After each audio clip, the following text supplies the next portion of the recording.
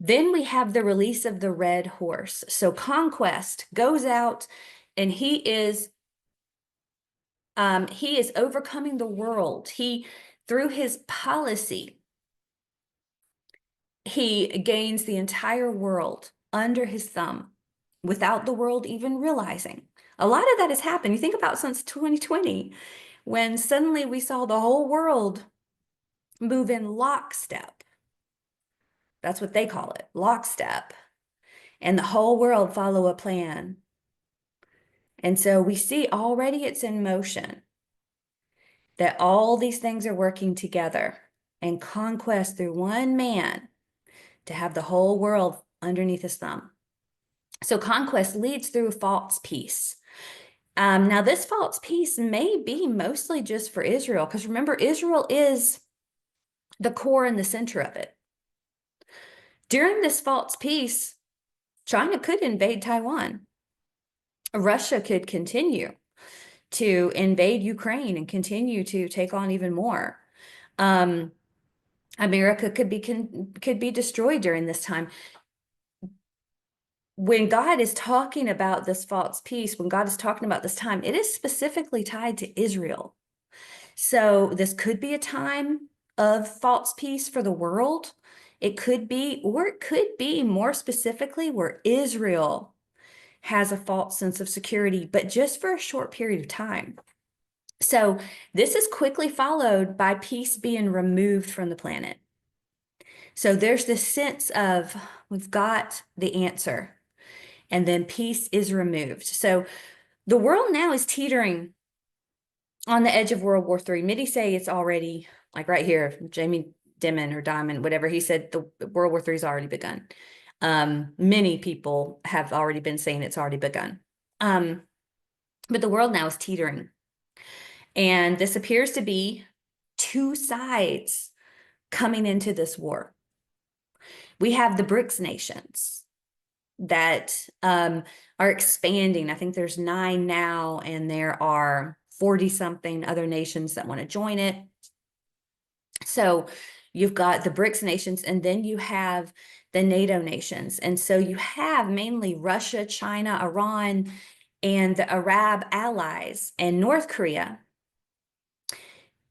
teetering on bringing America and Europe into World War III. So you see these two sides doing proxy wars and tit for tat at each other. So when he had opened the second seal, this is Revelation 6, now looking at the red horse. And when he had opened up the second seal, I heard the second beast say, "Come and see." And there went out another horse that was red, and power was given to him that sat thereon to take peace from the earth, and that they should kill one another. And there was given unto him a great sword. And so I think the red horse is talking about war, but I also think it's talking about just the restrainer's been removed. Lawlessness, violence, desperate people do desperate things. And so the world will be more violent as well. So peace is removed by the red horse. We see here catastrophic regional escalation in the Middle East. Putin is saying that Russia must keep its nuclear forces prepared. Russia just did today a nuclear test. So they just did today a nuclear test on land and in the ocean, and made the point that using nuclear weapons is a last resort, but they have to be prepared. And so here we see in Fox News, Israel will consider the Samson option if its existence is threatened. And so what this is Israel has nuclear weapons, and they will they'll hurt themselves taking out their enemies if they have to. And so this could be part of how Elam is taken out from Jeremiah 49, We don't know, but this is the table there. Rather than be destroyed by these proxies, they'll do something desperate if they have to. And so here Israel is to face unimaginable odds for attacking Iran. So their attack on Iran Saturday morning was more extensive than it looked like at first. They completely crippled a lot of their um, defense and aerial, and they really took out to where when they do go back in, and Israel's saying they are going to go back in and hit them again, and when they do, they'll have an easier time hitting targets that they want to hit. And so Israel is really brilliant in the way that they think. That is very biblical, because God did say in Ezekiel that they would be an army. Or his breath is breathed into them, those dry bones form an army. Excuse me. So we see how there's already the red horse is at the stall and itching to go, but it's being held back. So, and what I kind of alluded to too with the violence, is when the good have perished out of the earth, there's going to be a lot of violence as part of that. There's going to be a strong delusion after we're gone. It's going to explain away. I don't know if it'll be aliens, if it'll be, I mean, there's so many talks that you already hear. A lot of people that like to attack the pre-tribulation rapture say it'll be the bad people that are removed. And that's the same thing the people that believe in aliens and the New Agers say, that it'll be the bad people that'll be removed, that can't take the frequency change and all that that they say. And so there'll be a lot of people that call themselves Christians that never knew Jesus, and they'll still be here, and they will believe that it was the bad people that were removed. And so there are different false beliefs already in place to explain away these things when they happen. And we've seen just in recent years too, how you would think by now, with everything happening, that people would wake up and see where we are in time. But very few people see it. Very few people understand where we are. And so it just shows you how thick the delusion can be.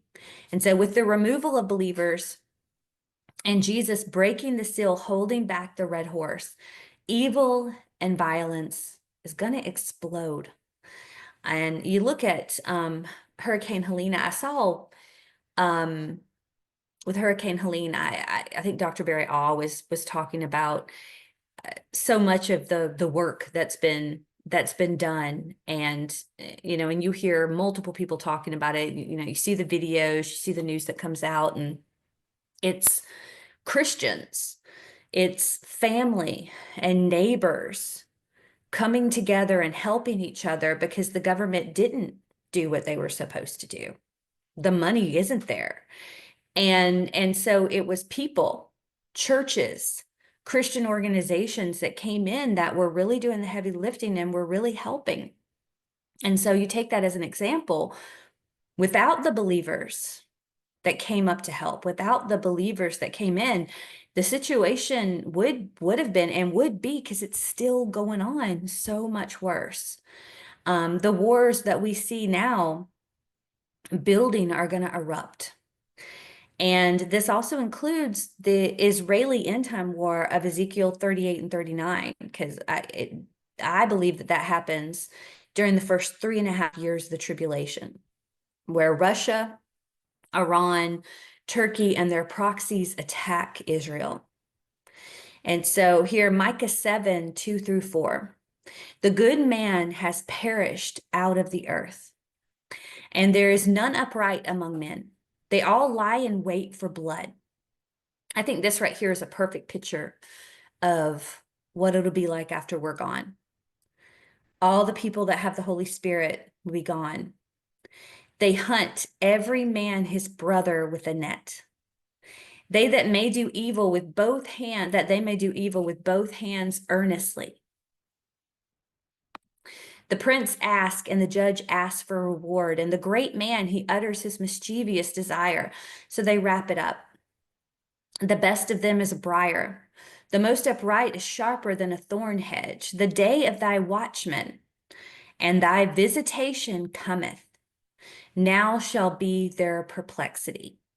And so we see the people that you would normally be able to go to, the judges, the people that are in charge, the government, the people that you should be able to go to for help, they're only doing it for what's in it for them. And we see here the day of your watchman. Here we've been calling out and saying, this is coming. Jesus is coming back. The tribulation is about to begin.